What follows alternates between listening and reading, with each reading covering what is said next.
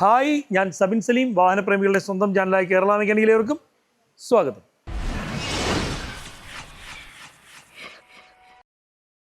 വാഹന ഉപഭോക്താക്കൾ, അതായത് വാഹനവും കൊണ്ട് റോഡിൽ നടക്കുന്ന നമ്മളെ കണക്കുള്ള സാധാരണക്കാർ ചൂഷണം ചെയ്യപ്പെടുന്ന ഏറ്റവും വലിയ ഒരു വിഭാഗമാണ് വാഹന ഉപഭോക്താക്കൾ എന്ന് പറഞ്ഞാൽ.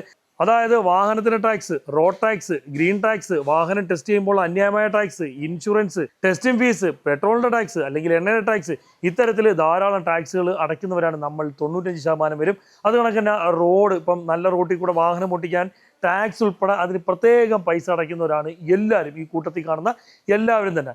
എന്നാൽ നമ്മളുടെ അവകാശമല്ലേ ഒരു വാഹനം നമ്മളെ കയ്യിലുണ്ടെങ്കിൽ ആ വാഹനം മര്യാദയ്ക്ക് റോട്ടിൽ കൂടെ ഓട്ടിച്ചുകൊണ്ട് പോകാൻ കഴിയണം എന്നുള്ളത്. ഇപ്പോൾ ഇത്തിരി കുണ്ടും കുഴിയല്ലേ മോശമായ റോഡുകൾ ആണ് എന്ന് തന്നെ വിചാരിച്ചു, ആ റോട്ടിലൂടെയെങ്കിലും മര്യാദയ്ക്ക് നമ്മളെ വാഹനങ്ങൾ കൊണ്ടു നടക്കണം എന്നുള്ളത് നമ്മുടെ ഒരു സാധാരണ ഒരു വാഹനം ഉപയോഗിക്കുന്ന ഒരു വ്യക്തിയുടെ അവകാശം തന്നെയാണ്.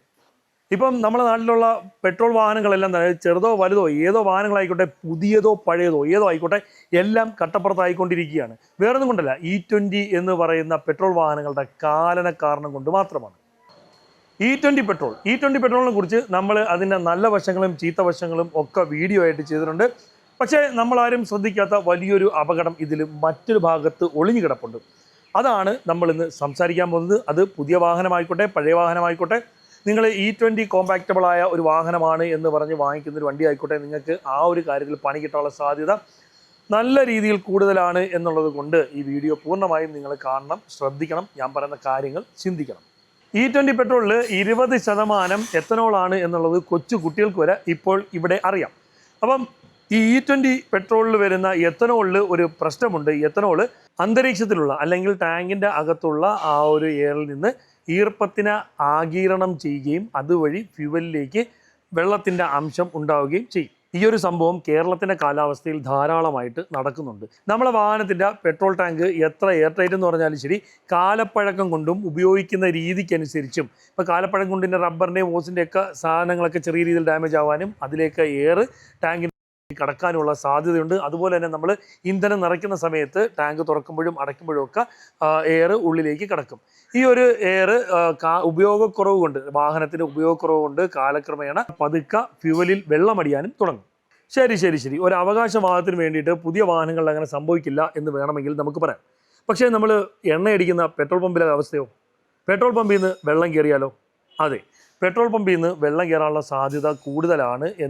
ഏത് രീതിയിലാണ് എന്ന് പറഞ്ഞാൽ, ഇപ്പം നമ്മൾ സോഷ്യൽ മീഡിയയിലൊക്കെ ധാരാളമായിട്ട് കാണുന്നുണ്ടല്ലോ. ഇപ്പം എണ്ണയൊക്കെ പെട്രോളൊക്കെ വാങ്ങുമ്പോഴത്തേക്ക് പെട്രോൾ ഇപ്പം 100 രൂപ പെട്രോൾ വാങ്ങുമ്പം അതിൽ, അല്ലെങ്കിൽ 1 ലിറ്റർ പെട്രോൾ വാങ്ങുമ്പോഴത്തേക്ക് അതിൽ കാര്യമായ രീതിയിൽ വെള്ളം അടിഞ്ഞു കിടക്കുന്നതായിട്ടൊക്കെ, അല്ലെങ്കിൽ ഇന്ന പമ്പിൽ നിന്ന് അടിച്ചു കഴിഞ്ഞിട്ട് ഞാൻ ഇത്ര കിലോമീറ്റർ ഓടി എൻ്റെ വണ്ടി സ്റ്റക്കായി നിന്നു, എൻ്റെ വണ്ടി കംപ്ലൈൻ്റ് ആയി എന്നൊക്കെ പറഞ്ഞിട്ട് ധാരാളം വീഡിയോസ് ചില പമ്പുകളിൽ പ്രശ്നം വരെയൊക്കെ ഉണ്ടാകുന്നത്, കേരളത്തിൽ തന്നെ പല പമ്പുകളിലും വിഷയങ്ങളൊക്കെ ഉണ്ടാകുന്നത് നമ്മൾ സോഷ്യൽ മീഡിയ വഴി പലപ്പോഴും കണ്ടിട്ടുള്ളതാണ്. പഴയകാല സെറ്റപ്പിലുള്ള അണ്ടർഗ്രൗണ്ട് ടാങ്കുകൾ, അത് കണക്ക് കൃത്യമായിട്ട് കറക്റ്റിനുള്ള മെയിൻ്റനൻസ്, അതായത് ടാങ്കിൻ്റെ ആണെങ്കിലും അതിൻ്റെ പമ്പിൻ്റെ ആണെങ്കിലും അതിൻ്റെ വെന്റിലേറ്ററുകളാണെങ്കിലും വെന്റിലേറ്ററിൻ്റെ പൈപ്പുകളാണെങ്കിലും അതിൻ്റെ റബ്ബർ ഹോസുകളാണെങ്കിലും എല്ലാം തന്നെ കൃത്യമായിട്ട് മെയിൻ്റനൻസ് ചെയ്യാതിരിക്കുക. അത് കണക്ക് തന്നെ കാലപ്പഴക്കം കൊണ്ടും ഈ സാധനങ്ങളൊക്കെ കംപ്ലയിൻറ്റ് വരും. അതായത് പെട്രോൾ പമ്പിലെ ടാങ്കിൻ്റെയും അതുമായിട്ട് ബന്ധപ്പെട്ട ഉപകരണങ്ങളുടെയും കാര്യമാണ് പറയുന്നത്. ഇതിൻ്റെയൊക്കെ പ്രശ്നം കൊണ്ടൊക്കെ, അല്ലെങ്കിൽ ഇതിൻ്റെയൊക്കെ കാരണങ്ങൾ കൊണ്ടൊക്കെ തീർച്ചയായിട്ടും E20 പെട്രോൾ ജലപൂരിതമാകും എന്നുള്ളത് ഉറപ്പാണ്. വെള്ളം കയറാൻ സാധ്യതയുള്ള സ്ഥലങ്ങൾ, കനത്ത മഴയുള്ള സ്ഥലങ്ങൾ, അത് കണക്കിന് തീരപ്രദേശങ്ങൾ, ഇത്തരം ഭാഗങ്ങളിൽ നിന്നല്ല ഇത്തരം സ്ഥലങ്ങളിൽ നിന്നുള്ള പെട്രോൾ പമ്പുകളിൽ നിന്ന് എണ്ണയടിക്കുമ്പോൾ പ്രത്യേകം നിങ്ങളൊന്ന് സൂക്ഷിക്കണം. കാര്യം വെച്ചാൽ അപ്ഡേറ്റഡ് അല്ലാത്ത ഒരു പെട്രോൾ പമ്പാണ് എന്നുണ്ടെങ്കിൽ ഉറപ്പായിട്ടും അവിടെ നിന്ന് നിങ്ങൾക്ക് എണ്ണയിൽ തന്നെ, പെട്രോളിൽ തന്നെ പണി കിട്ടാനുള്ള സാധ്യതയുണ്ട്.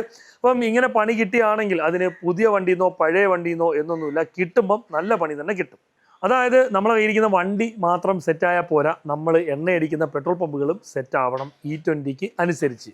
ഈ പെട്രോൾ പമ്പുകളിൽ ഇത്തരത്തിലുള്ള വിഷയങ്ങൾ വരാതിരിക്കാനായിട്ട് സ്ഥിരമായിട്ട് ചെക്കിങ്ങുകളും സ്ഥിരമായിട്ട് ടെസ്റ്റും കാര്യങ്ങളൊക്കെ ഉണ്ട് എന്നാണ് പറയപ്പെടുന്നത്. സത്യാവസ്ഥ ആർക്കറിയാം?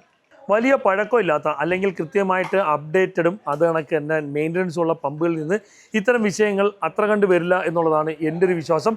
അതുപോലെ നിങ്ങളും പ്രത്യേകിച്ചൊരു കാര്യം ചെയ്യണം. ഈ നേരത്തെ പറഞ്ഞ കണക്ക് തന്നെ വെള്ളക്കെട്ടുകളും മറ്റുള്ള, അല്ലെങ്കിൽ സ്ഥിരമായിട്ട് മഴയും കാര്യങ്ങളൊക്കെയുള്ള പ്രദേശങ്ങളിൽ നിന്ന് മാക്സിമം എണ്ണ അടിക്കുന്നത് ഒന്ന് ഒഴിവാക്കാൻ ശ്രദ്ധിക്കുക. അല്ലെങ്കിൽ അപ്ഡേറ്റഡ് ആയിട്ടുള്ള പെട്രോൾ പമ്പാണെങ്കിൽ, അല്ലെങ്കിൽ കൃത്യമായിട്ട് മെയിൻ്റനൻസ് ഉണ്ട് എന്നുള്ള നിങ്ങൾക്ക് ഉറപ്പുള്ളൊരു പെട്രോൾ പമ്പാണ് എന്നുണ്ടെങ്കിൽ, അവിടെ അടിക്കുന്ന വണ്ടികൾക്കൊന്നും അങ്ങനെ പ്രശ്നങ്ങളൊന്നും വരുന്നില്ല എന്ന് നിങ്ങൾക്ക് ഉറപ്പുണ്ടെങ്കിൽ മാത്രം അത്തരം പെട്രോൾ പമ്പുകളിൽ നിന്ന് സ്ഥിരമായിട്ട് എണ്ണ അടിക്കാൻ ശ്രദ്ധിക്കുക.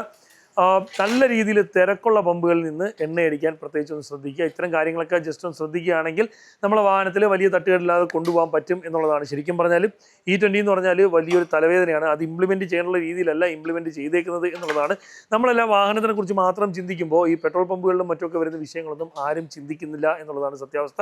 ചിലപ്പോൾ വണ്ടിയുടെ പ്രശ്നം കൊണ്ടായിരിക്കത്തില്ല. നമ്മൾ വണ്ടിയിലിരിക്കുന്ന പെട്രോൾ ഊറ്റി നോക്കുമ്പം അതിൽ വെള്ളത്തിനൊപ്പം സ്റ്റാർട്ട് ആവുന്നില്ല. നമ്മൾ പെട്രോൾ ഊറ്റി നോക്കുമ്പോൾ അത് വെള്ളത്തിൻ്റെ അംശം കണ്ടു. അതിൻ്റെ അർത്ഥം വണ്ടി കിടന്ന പെട്രോൾ ഒരു പക്ഷേ വണ്ടി കിടന്ന് തന്നെ വെള്ളത്തിൻ്റെ അംശമായി എന്നുള്ളതായിരിക്കത്തില്ല. നമ്മൾ അടിച്ച പമ്പിൽ നിന്നും വെള്ളം കയറിയതായിരിക്കണം. പമ്പുകാരെയും തെറി പറഞ്ഞിട്ടോ പ്രശ്നം ഉണ്ടാക്കിയിട്ടോ ഒന്നും ഒരു കാര്യമില്ല. ഇനിയിപ്പം പുതിയതായിക്കോട്ടെ പഴയതായിക്കോട്ടെ ഏത് വണ്ടിയാണെങ്കിലും, നിങ്ങളിപ്പോൾ ഇന്നലെ എടുത്ത വണ്ടിയാണെങ്കിലും ശരി, ആ വണ്ടിയിൽ വെള്ളം കയറിയ ഇന്ധനമാണ് നിങ്ങൾ നിറയ്ക്കുന്നതെന്നുണ്ടെങ്കിൽ ഉറപ്പായിട്ടും വഴിയിലാവും, മിസ്സിങ് വരും, ജെർക്കിങ് വരും, ഒരുപാട് പ്രശ്നങ്ങൾ വരും.